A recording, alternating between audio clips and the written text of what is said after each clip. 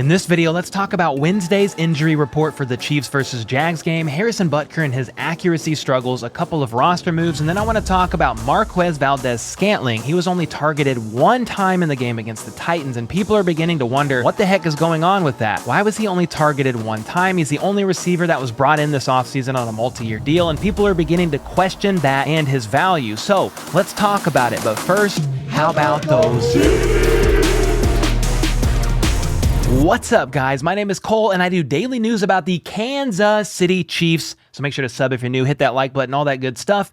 Let's get into this video, starting with an injury report for Chiefs versus Jags. We're looking at Wednesday's practice, November 9th, starting with the Jags. Tight end Evan Ingram was a limited participant due to a back injury he sustained last Sunday in the game against the Raiders, and then their starting safety, Rayshon Jenkins, did not participate as he sustained a concussion in last Sunday's win against the Raiders. Hopefully, Jenkins clears concussion protocol and plays Sunday, but we will monitor both of these guys, Jenkins and Ingram, and see how they progress this week. As far as the Chiefs go, a little bit more to talk about here. The only two, though, who did not fully participate in practice was wide receiver McCole Hardman, who has been dealing with some abdominal pain for the past couple of days, according to Coach Reid in his presser today. McCole Hardman has some abdominal soreness, and so he's been evaluated. This has been going on for a day now, so a couple days actually. So we're just going to see how he is. They're doing some tests on him. So that's not good. We'll keep an eye on that. And the defensive tackle Colin Saunders had an excused absence. Other than that, everybody else practiced. It's noticeable that safety Deon Bush fully participated today, as Andy Reid said in his post-game presser that he tweaked his knee during the game against the Titans. So probably good news for Deon, and who will more than likely be playing this Sunday against the Jags. And then I did see Travis Kelce was on there as well, which is noteworthy. He fully participated, so probably fine, but he was listed on there with like a neck injury of sorts, which makes complete sense. If you guys remember, he tried to hurdle somebody in last Sunday's game and ended up landing awkwardly on his head/neck. Very awkward. I was a little worried about it, but he jumped up, played the rest of the game, so I'm sure he's fine, but probably sore from that one, to say the least. And then on the subject of tight ends, it's also noticeable that tight end Jody Fortson, who didn't practice last week and missed the game against the Titans, he was a full participant in today's practice. So great news there. The quad injury or whatever he was dealing with from the week prior's game, which was the 49ers, I believe, seems to be fine, or at least they're testing the waters, as he was a full participant on Wednesday. We'll take a look at what that looks like on Thursday. All right, one more player to talk about as far as injuries go, and that's right tackle Lucas Niang, who has been back practicing with the team after he suffered a season-ending knee injury late last season. His 21-day return window is open. I believe it opened up on November 2nd. And on November 3rd, offensive line coach Andy Heck said, Lucas has been working really hard with our training staff and the nutritionists and doing all the right things that way. Yesterday was the first time we got to see him out there on the field. It was a great start for him. I'm excited to see how he, progresses. There'll be a lot to evaluate here in the coming days and weeks. A week later, which is today, Coach Reid was asked about Lucas Niang and his progress, how it's going, and here's what Big Red had to say. He's working very hard and making progress. He's not there yet, but he's working at it. So I don't know what exactly to make from that. Is it good? Is it bad? No idea, but we have a couple more weeks left of his 21-day window to see if he'll be brought back to the roster, which I would assume he would be, or placed on IR for the season, which I hope they do not. He would be helpful on the O-line, specifically to work in the right tackle position. So again, I sure hope he's able to return. Both him and tight end Blake Bell also at some point, but there was no word on Blake Bell today, so we'll have to wait for that for now. Next up, I wanted to let you guys know a small roster move or two that happened today. One is a former Chief. The other one was somebody on the practice squad. First, former Chiefs running back Derrick Gore got signed to the Saints practice squad today, and this pretty much officially puts to rest the idea that Derrick Gore would come back to KC's practice squad and then Ronald Jones could be released like he wanted to be or traded to another team. I mean, the trade's not happening. He's still here after the trade deadline, but this pretty much cements the fact that the Chiefs will certainly hold on to Rojo for the remainder of the season to have ready, at the hip, as a valuable depth piece in case of injury. Now, it's not impossible for Derrick Gore to, get signed by the Chiefs from the practice squad. It's not like he's safe over there and signed to the 53-man roster, but unless crazy injuries happen, I highly doubt it. So best of luck, Derrick Gore, in your next season with the Saints. And then Ian Rappaport reported today that the Steelers signed kicker Matthew Wright to the 53-man roster from the Chiefs practice squad, meaning he has to be on the roster for 3 weeks, as their kicker, Chris Boswell, is dealing with a groin spasm injury. We just call all groin injuries groin spasms here on this channel. So now Matt Wright is gone, and it's up to Harrison Butker on his lonesome, who is the definite starter, but is apparently still dealing with getting over this ankle injury, per a locker room interview he gave the day before practice. This is what he said: "I'm not at 100%. If I was, I'd be doing full steps on my kickoffs or going back to the 10 yards and everything." Well, that honestly caught me off guard, because in a press conference a few weeks ago, Butker said it was probably best to move away from the 10-yard style kickoffs for the future. I'm not going to say you can't get injured on field goals, but it's a lot more difficult on field goals because you're coming in a lot more controlled. Kickoffs, a lot of times you're coming in more aggressive, right? So y'all would have seen in this past game, I was only doing a 5-yard approach, which is a lot more reserved. I'm not coming in with as much force, and I think that's just a smarter thing for me to do moving forward. A lot of times it's not necessary for me to hit the ball through the uprights on a kickoff. If it's 5 deep, that'll be a touchback. So I don't honestly know why he said this and seemed to contradict himself a little bit there, but it's clear that he's still striving to get back to his pre-injured self and is also going through some mental/confidence issues. He said, "I'm good enough to have the strength. That's not the issue. It's the consistency aspect is what I've got to get better at. I can't just go out and kick a ton of balls in practice or kick a ton in the pregame warmups, because that could lead to hurting something. I would hope that it will continue to keep getting better," he said. Then he ended with saying this: "I mean, it has gotten better. Every week it's gotten better. It feels better after every game. So I have hopes that I'll be at 100% soon."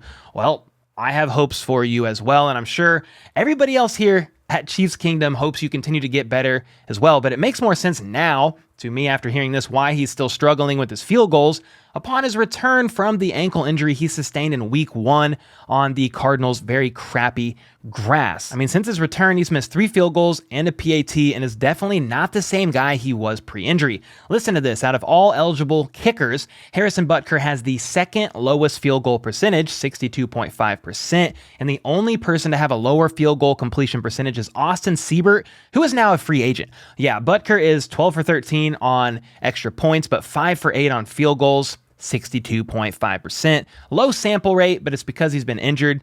Yet still, 5 for 8, not great, but I don't want to be too hard on the guy. As we learned today, he's still getting better. He sure can't get better soon enough, because special teams has been a definite weakness for the Chiefs, as I believe the Chiefs have either missed a field goal, a PAT, or both in almost every game this season except for week 2. So it's only up from here, right? I will say Mecole Hardman returning punts has certainly been a step in the right direction, although he's dealing with this abdominal injury, this sore pain right now in his stomach. So we'll see about that for this Sunday. But something else I did want to see about was, how sore was Patrick Mahomes and his arm after throwing the ball 68 times during Sunday's game against the Titans? It was almost an NFL record. And well, he said it didn't really tire him out or make him sore. I don't.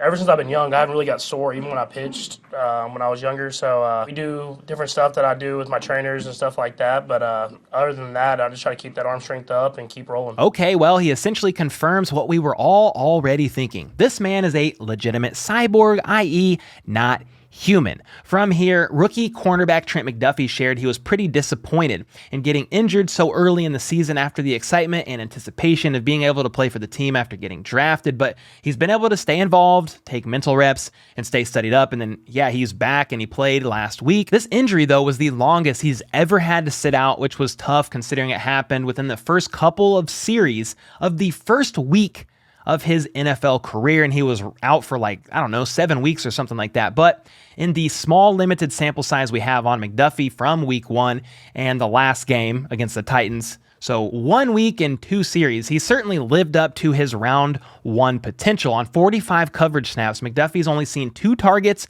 for 0 receptions and has allowed a 39.6 passer rating. Well, I'd say that's pretty freaking good so far. But the true test, I would say, is going to be this week against a team that can really truly throw the ball. The Titans had no passing game. It was actually a bit of a joke. So while it's good news about McDuffie and him getting better, I want to share some bad news about McDuffie. Did you guys know that he actually used to be a Raiders fan? The Raiders. I know, but yeah, growing up, it was the Eagles for a little bit, but no, I was a Raiders fan for a while. The Chokeland Faders. What a poor childhood he must have had. The way he looks at the ground and says, I know. Freaking hilarious. Means he already knew upon saying that he would almost get released as fast as the Raiders safety Jonathan Abrams did yesterday, but he redeems himself and saves his job when he says that the barbecue here in KC is the best part about living here. The barbecue. Everybody said it was good. I didn't really believe it, but now that I've been out here and I've had a few different barbecue spots, definitely the number one on my list. God, I'm hungry now. Dang it. Somebody else that is hungry for some passes to come his way, no doubt, is going to be wide receiver Marquez Valdes-Scantling. He was out on offense for 71 snaps on Sunday, and he was only targeted one time. So let's talk about this for a little bit. I have a bunch of plays that you're looking at now. We're not going to go through all of them in detail, but basically, guys, he's used to spread the field and kind of move the defense in some plays. And other plays, Mahomes just didn't look his way, and if he had, and it would have been a read sooner, he was open. Now, some of these plays you're seeing, he's not open for very long. Other times when he's getting open, unfortunately, Mahomes is getting pressured and has to abandon the pocket, and he's scrambling the other way. Like this play here, he probably could have got a touchdown.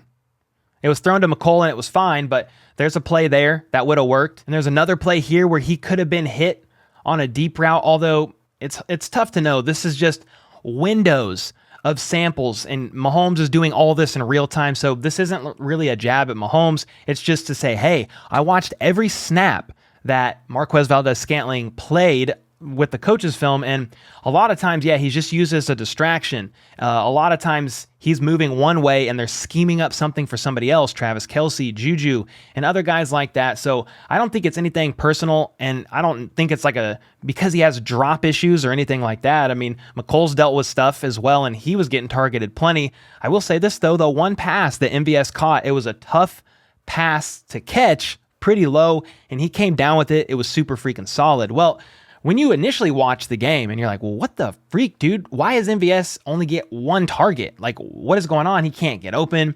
He can't separate, and then doubt starts to creep in. I see the comments on Twitter, on my YouTube videos, and my live streams. Man, they call him mid-VS. They say he's struggling. We're not sure why we signed him to a multiple-year deal. Some people just saying, yeah, I knew it was a bad idea. But guys, I think we're being a little bit dramatic. We're taking things a little too far here, okay? MVS is having a pretty good season so far. I know he doesn't have any touchdowns, but if you look at the Chiefs receivers and the receiving stats, he's third in total receiving yards at 381, only behind Juju Smith-Schuster and Travis Kelce, and he has the most average yards per catch outside of only Sky Moore and Justin Watson. So he averages more yards per catch than Juju, McCole Hardman, Travis Kelce, Noah Gray, CEH, everybody else. So I know he doesn't have any TDs, but he's got the third most targets on the team, the third most receptions, the third most yards, and he has the longest catch on the team out of everybody. So I say all that to say this, it's not all doom and gloom for Marquez Valdes-Scantling. Let's not get too discouraged about him just based on this one game. He's, as I've showed you in the film, as I've showed you with the stats, he's doing pretty well, and I think he'll get more looks. He did almost have a touchdown 2 games ago, I think it was, but it was called back by a penalty. So again, no shade to MVS here, but I was genuinely curious myself, which is why I looked at the film today. And I hope you guys are encouraged as well as you're looking at the plays that have kind of been playing over the top here as I've been talking. You guys got to let me know, though, your thoughts. What do you think about this? Does this help you and your thoughts about MVS and ease your mind a tad after watching the game and looking at the initial stat sheet? Because initially we were all like, what the heck? But I hope this helps. Let me know your thoughts on all this. Then check out this video here from Chiefs Concerns, as they are very near to 3,000 subs on their channel. And until next time, let's go. Let's freaking go. How about those?